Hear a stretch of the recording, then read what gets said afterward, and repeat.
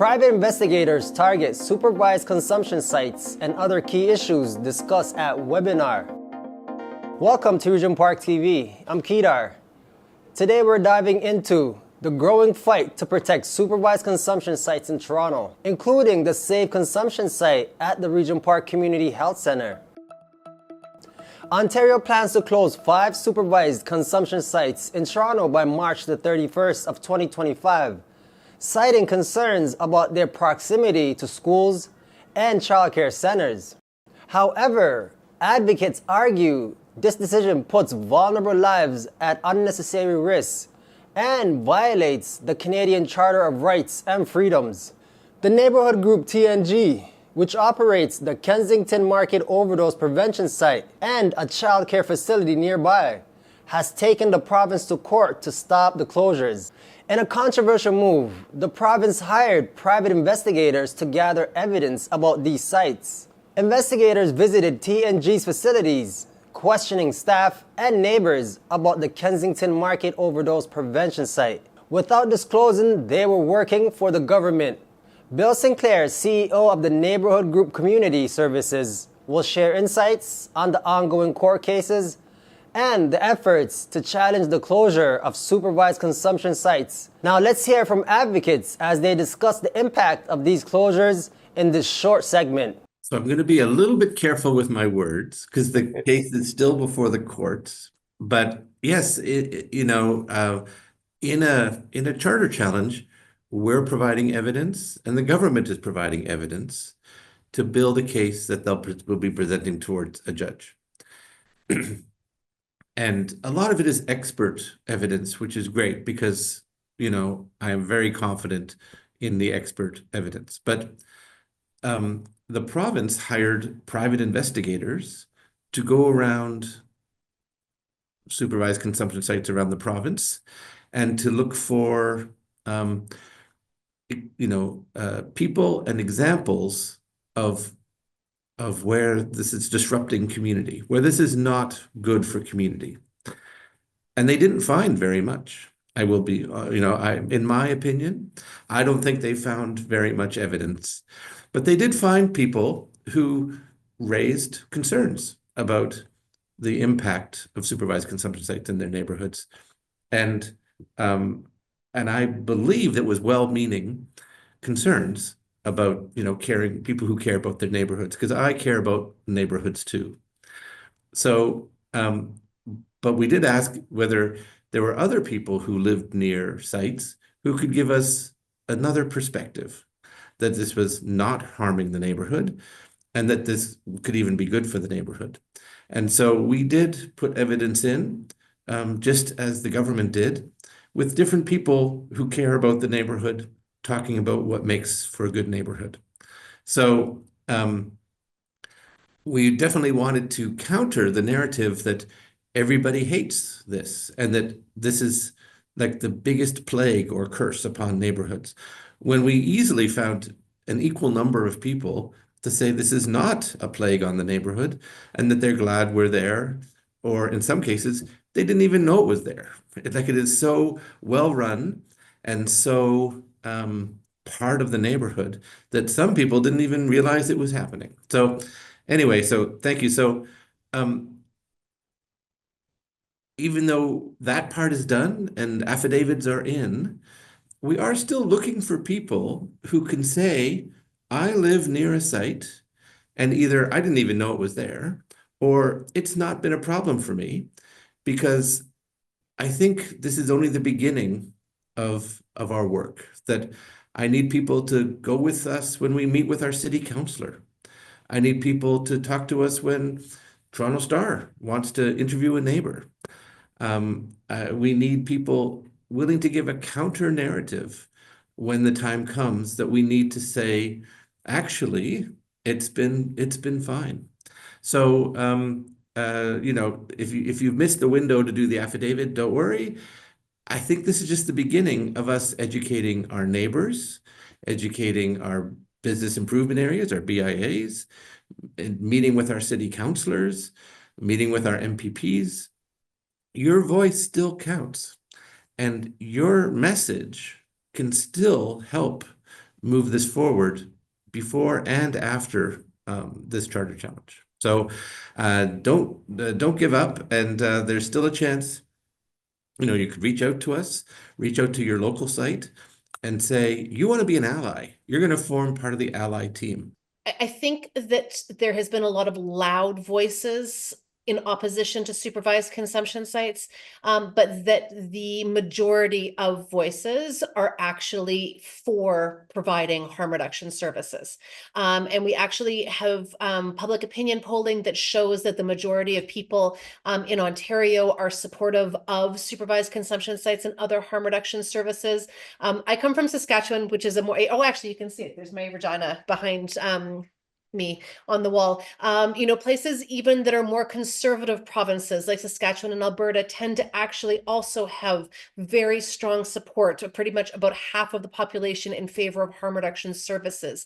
I think, again, that the issue is more just that there's been an amplification of some of the negative voices and some of the naysayers, and that's carried a lot of weight as opposed to the quiet support within neighborhoods for providing services for all of our neighbors. There's a few very loud voices in opposition, and it was exactly the same thing in New York. We were pushing there for supervised consumption sites.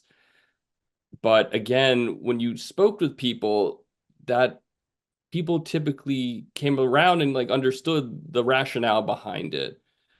But again, it's just being used as a political plaything right now. I deep down think that they know the harm that this is going to cause, but are more concerned about votes, sadly.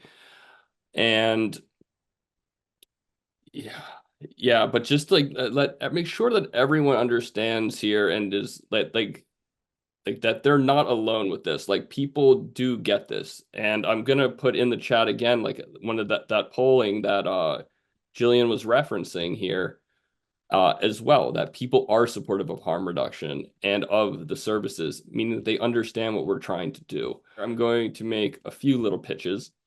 One is to make sure to support TNG and their charter challenge and keep their OPS funded if you've got some cash to spare.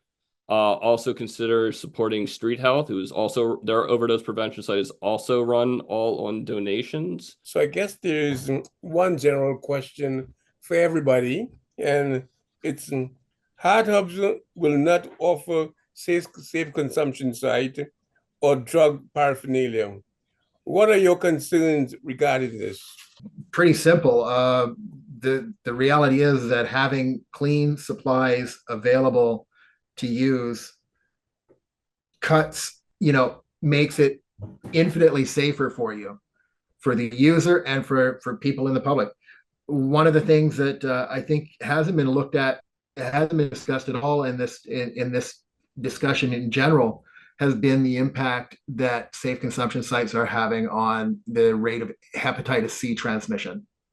And that is a profound, game-changing outcome. If you are providing people with clean materials to use, the most common way that hepatitis C is transmitted is through sharing of needles. And when you eliminate that as a vector, you have the potential to almost eradicate hep C. On top of that, if you're getting the care services, the wraparound care where you can get referred to medical attention within those environments, you can get treatment for your hep C and, basically be cured of it or, rendered untransmittable. And that's all because you've got clean supplies and you've got access to care. And if that's taken away from you, what do you got? More hep C. And it's a huge public health cost. Okay, anybody else? Yeah, hep C treatment alone is about $30,000 a treatment course.